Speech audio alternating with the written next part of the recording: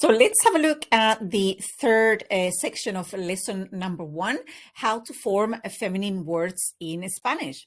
So in the previous slides, we've learned that when the words end in O, they are likely to be masculine. So if we want to form the feminine of those words in Spanish, all we need to do is swap the O for the A. So in the left hand side of the slide, we have a few examples in there. So we have the word el gato, the cat. So if we were talking about el gato in Spanish, that would be a male cat. If we wanted to talk about a female cat, we would change the O for the A. And obviously, we would also need to change the definite article from the singular masculine el to the singular feminine la, and say la gata. We have el hijo, the son.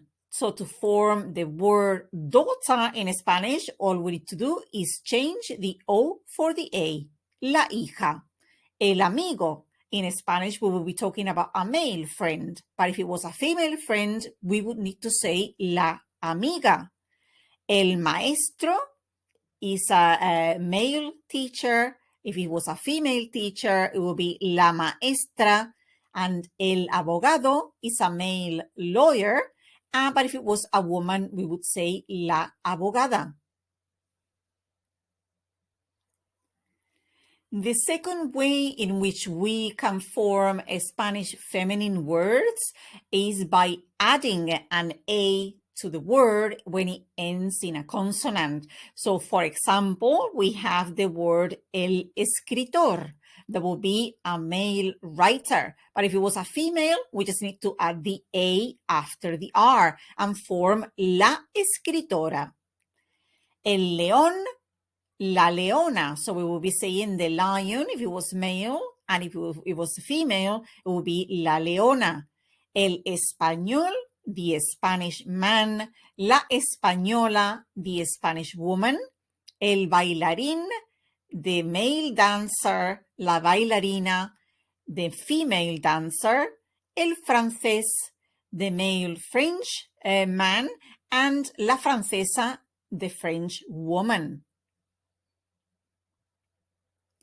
The last group of words that we need to learn about in the Spanish language are words that have the same ending, whether we are talking about male or female. It doesn't matter whether the word is masculine or feminine, that the word ends in the same way. For example, we have the ending ista.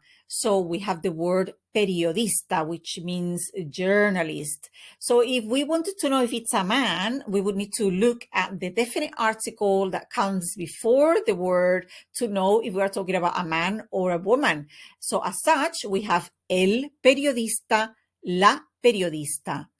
The same thing happens with words ending in ente. So we have el cantante, male singer, la cantante, female singer. And we have words ending in consonants. For example, joven, we would need to know what the definite article is if we were talking about a teenage, male teenage person or a female teenage person. El joven, la joven.